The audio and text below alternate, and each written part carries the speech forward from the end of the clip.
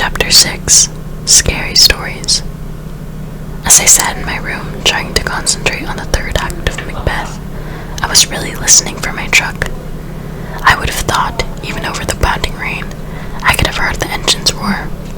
But when I went to peek at the curtain again, it was suddenly there. I wasn't looking forward to Friday, and it more than lived up to my non-expectations. Of course, there were the fainting comments. Jessica especially seemed to get a kick out of that story. Luckily, Mike kept his mouth shut, and no one seemed to know about Edward's involvement. She did have a lot of questions about lunch, though. "So what did Edward Cullen want yesterday?" Jessica asked in trick. "I don't know," I answered truthfully. "He never really got to the point." "You looked kind of mad," she fished. "Did I?" I kept my expression blank. You know, I've never seen him sit with anyone but his family before. That was weird. Weird, I agreed. She seemed annoyed. She flipped her dark curls impatiently. I guess she'd been hoping to hear something that would make a good story for her to pass on. The worst part about Friday was that, even though I knew he wasn't going to be there, I still hoped. When I walked into the cafeteria with Jessica and Mike, I couldn't keep from looking at his table, where Rosalie, Alice, and Jasper sat talking, heads close together.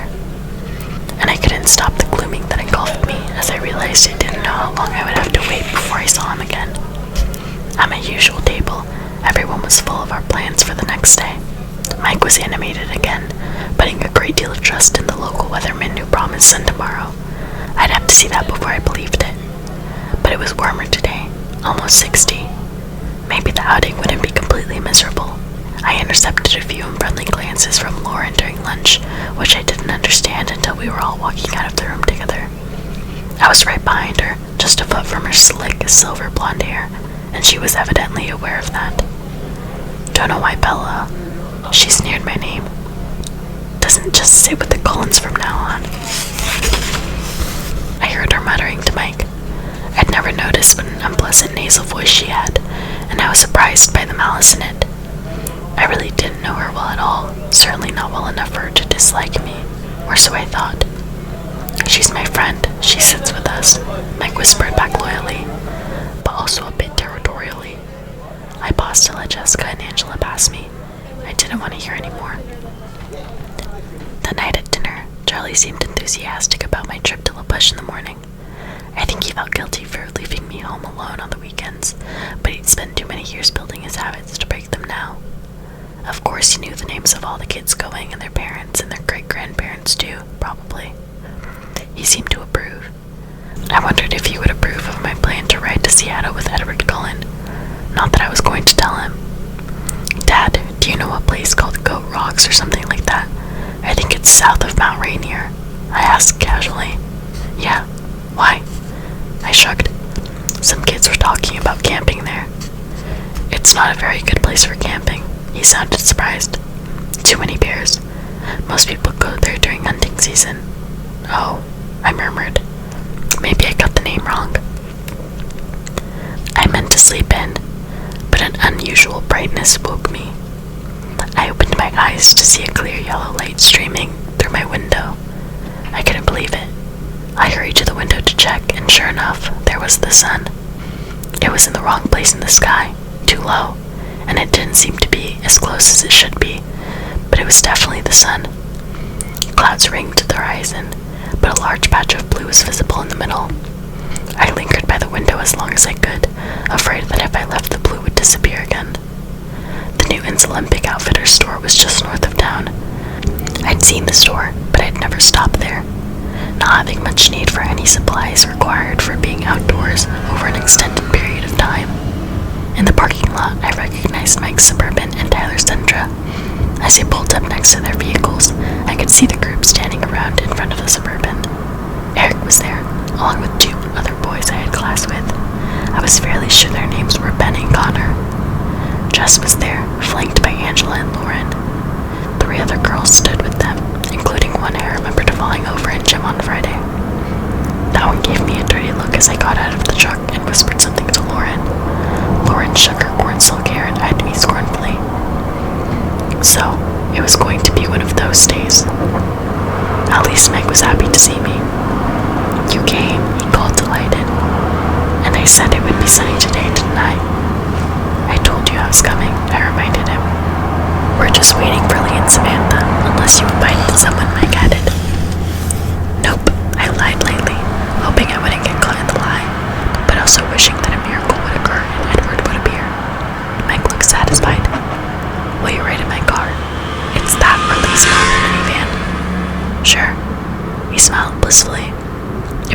easy to make Mike happy.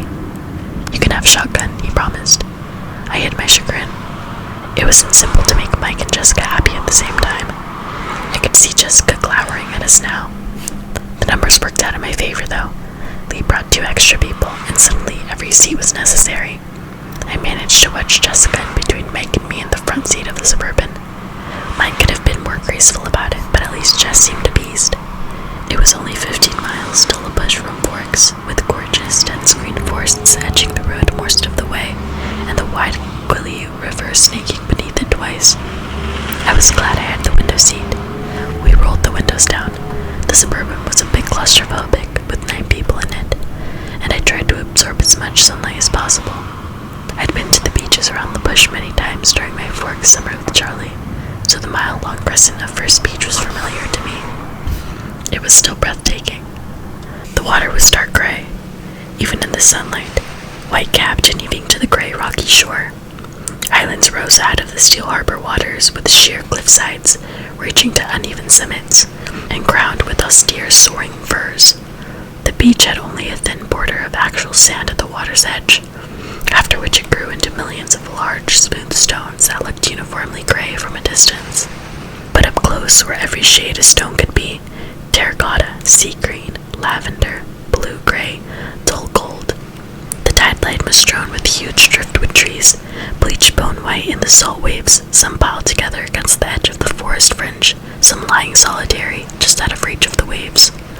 There was a brisk wind coming off the waves, cool and briny.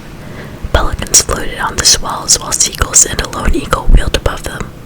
The clouds still circled the sky, threatening to invade at any moment, but for now, the sun shone bravely in its halo of blue sky. We picked our way down to the beach, Meg leading the way to a ring of driftwood logs that had obviously been used for parties like ours before. There was a fire circle already in place, filled with black ashes. Eric and the boy I thought was named Ben gathered broken branches of driftwood from the drier piles against the forest edge, and soon had a teepee-shaped construction built atop the old cinders. "Have you ever seen a driftwood fire?" Mike asked me. I was sitting on one of the bone-colored benches. The other girls clustered, gossiping excitedly on either side of me. Mike kneeled by the fire, lighting one of the smaller sticks with the cigarette lighter. "No," I said as he placed the blazing twig carefully against the teepee. "You'll like this then. Watch the colors." He lit another small branch and laid it alongside the first. The flame started to lick quickly up the dry wood. "It's blue," I said in surprise. "The salt does it. Pretty, isn't it?" He lit one more piece, placed it where the fire hadn't yet caught, and then came to sit by me. Thankfully, Jess was on his other side.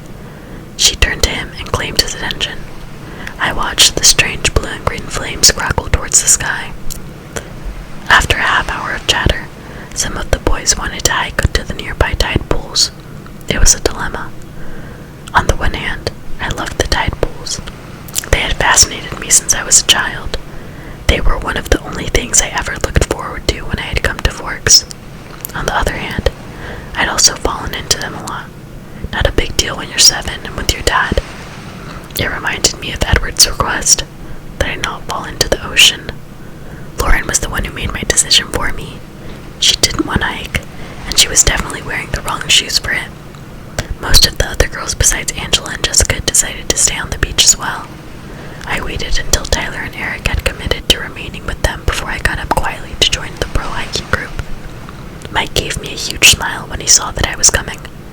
The hike wasn't too long, though I hated to lose the sky in the woods. The green light of the forest was strangely at odds with the adolescent laughter, too murky and ominous to be in harmony with the light banter around me. I had to watch each step I took very carefully, avoiding roots below and branches above, and I soon fell behind. Eventually I poked through the emerald confines of the forest and found the rocky shore again. It was low tide, and a tidal river flowed past us on its way to the sea. Along its pebbled banks, shallow pools that never completely drained were teeming with life. I was very cautious not to lean too far over the little ocean ponds. The others were fearless, sleeping over the rocks, perching precariously on the edges. I found a very stable-looking rock on the fringe with one of the largest pools and sat there cautiously, Spellbound by the natural aquarium below me, the bouquet of brilliant anemones undulated ceaselessly in the invisible current. Twisted shells scurried about the edges, obscuring the crabs within them. Starfish stuck motionless to the rocks and each other, while one small black eel with white racing stripes wove through the bright green weeds, waiting for the sea to return. I was completely absorbed, except for one small part of my mind that wondered what Edward was doing now, and trying to imagine what he would be saying if he were here with me. Finally, the boys were hungry, and I got up stiffly to follow them back. I tried to keep up better this time through the woods, so naturally, I fell a few times. I got some shallow scrapes on my palms, and the knees of my jeans were stained green, but it could have been worse. When we got back to First Beach, the group we'd left behind had multiplied. As we got closer, we could see the shining straight black hair and copper skin of the newcomers. Teenagers from the reservation came to socialize. The food was already being passed around, and the boys hurried to claim a share with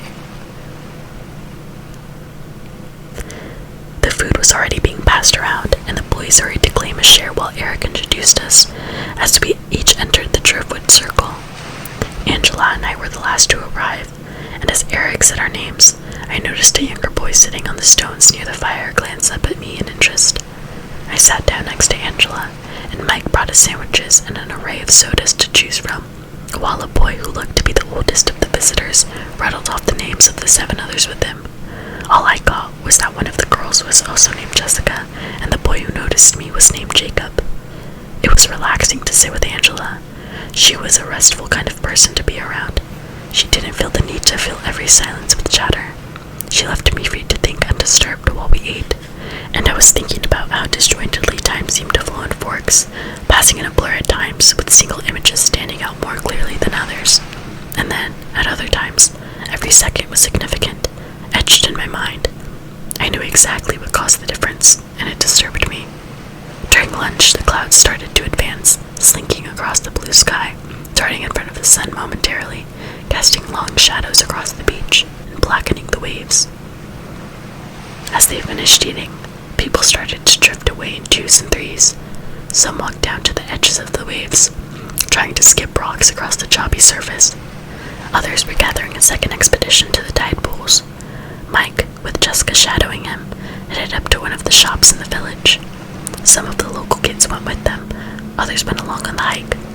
By the time they all had scattered, I was sitting alone on my driftwood log, with Lauren and Tyler occupying themselves by the CD player someone had thought to bring, and 3 teenagers from the reservation perched around the circle, including a boy named Jacob, and the oldest boy who acted as spokesperson. A few minutes after Angela left with the hikers, Jacob sauntered over to take her place by my side. He looked 14, maybe 15, and had long glossy black hair pulled back with a rubber band at the nape of his neck.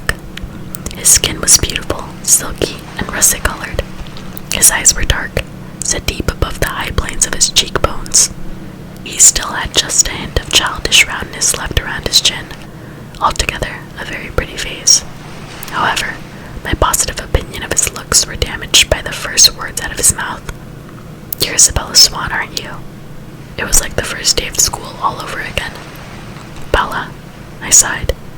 "I'm Jacob Black." He held his hand out in a friendly gesture. "You bought my dad's truck." "Oh," I said, relieved, shaking his sleek hand. "You're Billy's son. I probably should remember you." "No, I'm the youngest of the family. You would remember my older sisters. Rachel and Rebecca," I suddenly recalled. Charlie and Billy had thrown us together a lot during my visits to keep us busy while they fished. We were all too shy to make progress as friends. Of course, I'd kicked up enough tantrums to end the fishing trips by the time I was 11. "Are they here?" I examined the girls at the ocean's edge, wondering if I would recognize them now. "No," Jacob shook his head. "Rachel got a scholarship to Washington State, and Rebecca married a Samoan surfer. She lives in Hawaii now." "Married? Wow." I was stunned. The twins were only a little over a year older than I was. "So, how do you like the truck?" he asked. "I love it. It runs great." "Yeah, but it's really slow," he laughed. I was so relieved when Charlie bought it. My dad wouldn't let me work on building another car when we had a perfectly good vehicle right there. "It's not that slow," I objected. Have you tried going over 60? No, I admitted. Good. Don't. He grinned. I couldn't help grinning back. It is great in a collision, I offered in my truck's defense. I don't think a tank could take out that old monster, he agreed with another laugh. So, you built cars? I asked, impressed. When I have free time, and parts. You wouldn't happen to know where I could get my hands on a master cylinder for a 1986 Volkswagen Rabbit? He added jokingly. He had a pleasant husky voice. Sorry, I laughed. I haven't seen any lately, but I'll keep my eyes open for you. As if I knew what that was. He was very easy to talk to. He flashed a brilliant smile, looking at me appreciatively in a way I was learning to recognize. I wasn't the only one who noticed. You know Bella, Jacob? Lauren asked, in what I imagined was an insolent tone. We've sort of known each other since I was born, he laughed, smiling at me again. How nice. She didn't sound like she thought it was nice at all, and her pale, fishy eyes narrowed. Bella, she called again, watching my face carefully. I was just saying to Tyler that it was too bad none of the Cullens could come out today. Didn't anyone think to invite them? Her expression of concern was unconvincing. You mean Dr. Carlisle Cullen's family? The tall older boy asked before I could respond, much to Lauren's irritation. He was really closer to a man than a boy, and his voice was very deep. Yes, do you know them? She asked condescendingly, turning halfway toward him. The Cullens don't come here, he said in a tone that closed the subject, ignoring her question. Tyler, trying to win back her attention, asked Lauren's opinion on a CD she held. She was distracted. I stared at the deep-voiced boy, taken aback, but he was looking away toward the dark forest behind us. He said that the Cullens didn't come here, but his tone had implied something more, that they weren't allowed. They were prohibited. His manner left a strange impression on me, and I tried to ignore it without success.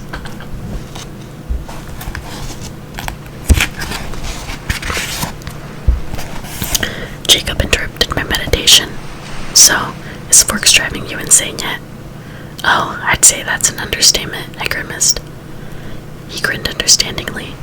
I was still turning over the brief comments on the Cullens, and I had a sudden inspiration. It was a stupid plan, but I didn't have any better ideas. I hoped that young Jacob was as yet inexperienced around girls, so that he wouldn't see through my sure to be pitiful attempts at flirting. Do you want to walk down the beach with me? I asked, trying to imitate the way Edward had of looking up from underneath his eyelashes. It couldn't have nearly the same effect, I was sure, but Jacob jumped up willingly enough. As we walked north across the multi-hued stones toward the driftwood seawall, the clouds finally closed ranks across the sky, causing the sea to darken and the temperature to drop. I shoved my hands deep into the pockets of my jacket. I asked, trying not to look like an idiot as I fluttered my eyelids the way I'd seen girls do on TV. I just turned 15, he confessed, flattered. Really? My face was full of false surprise. I would have thought you were older. I'm tall for my age, he explained. Do you come up to Forks much? I asked archly, as if I was hoping for a yes. I sounded idiotic to myself. I was afraid he would turn on me with disgust and accuse me of my fraud, but he still seemed flattered.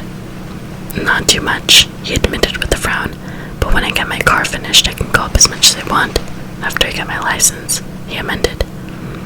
Who was the other boy Lauren was talking to? He seemed a little old to be hanging out with us.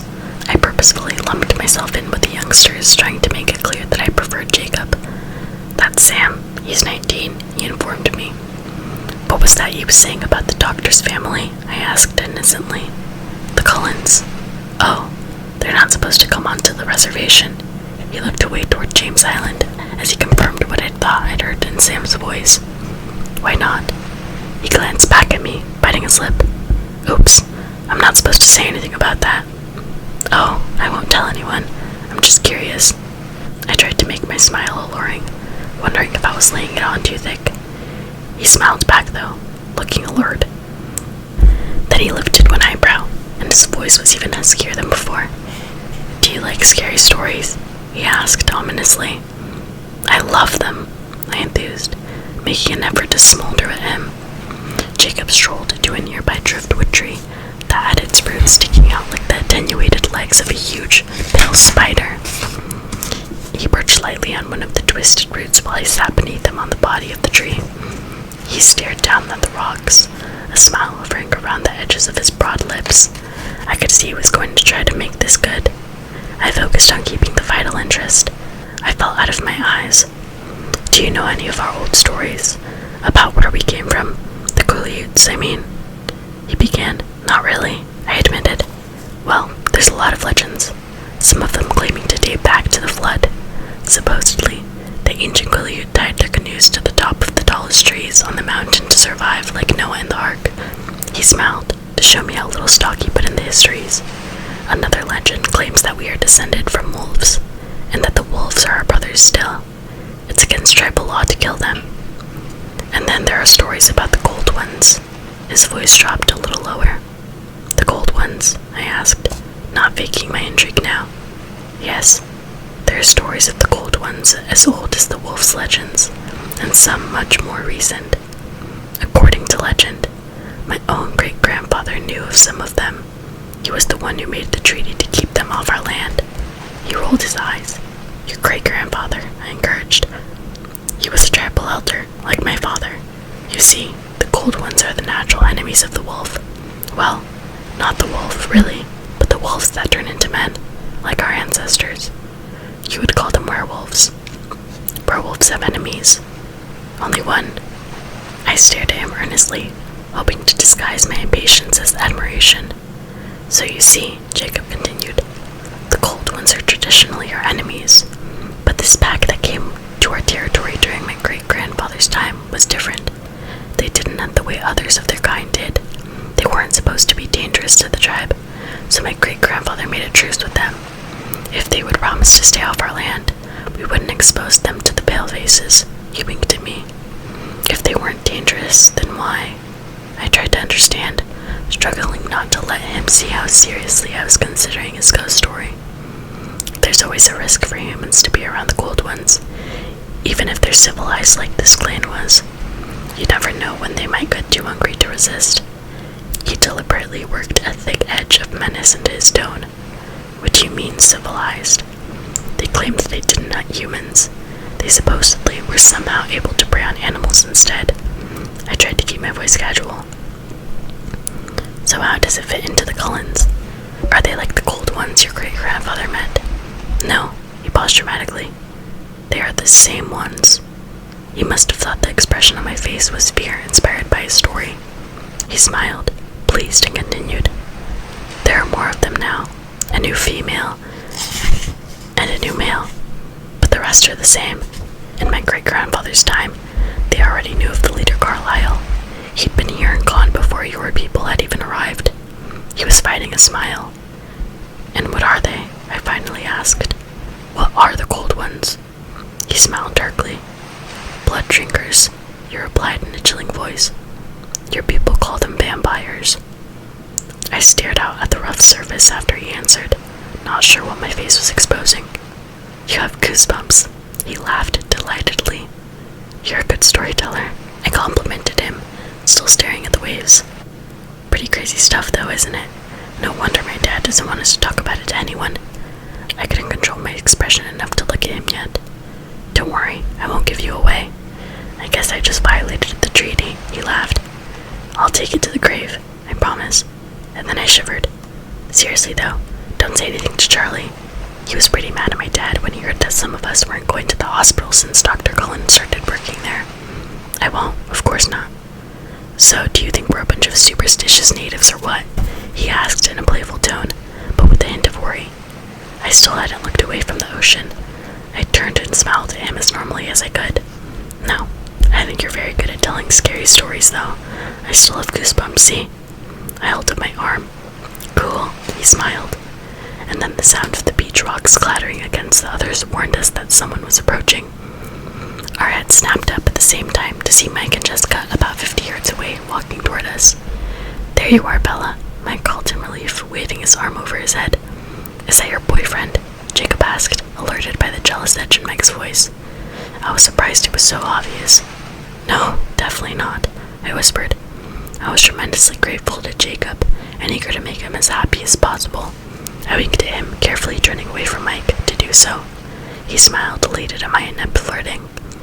"So, when I get my license," he began, "you should come to see me in Forks. We could hang out sometime." I felt guilty as I said this, knowing that I'd used him. But I really did like Jacob. He was someone I could easily be friends with. Mike had reached us now, with Jessica still a few paces back. I could see his eyes appraising Jacob, and looking satisfied at his obvious youth. "Where have you been?" he asked, though the answer was right in front of him. "Jacob was just telling me some local stories," I volunteered. "It was really interesting." I smiled to Jacob warmingly, and he grinned back. "Well," Mike paused, carefully reassessing the situation as he watched our camaraderie. "We're packing up. It looks like it's gonna rain soon." We all looked up at the glowering sky. It certainly did look like rain. "Okay," I jumped up. "I'm coming." "It was nice to see you again," Jacob said, and I could tell he was taunting Mike just a bit. It really was. "Next time Charlie comes down to see Billy, I'll come too," I promised. His grin stretched across his face. "That would be cool. And thanks," I added earnestly. I pulled up my head as we tramped across the rocks toward the parking lot. A few drops were beginning to fall, making black spots on the stones where we landed. When we got to the Suburban, the others were already loading everything back in. I crawled into the back seat by Angela and Tyler, announcing that I'd already had my turn in the shotgun position. Angela just stared out the window at the escalating storm, and Lauren twisted around in the middle seat to occupy Tyler's attention, so I could simply lay my head back on the seat and close my eyes and try very hard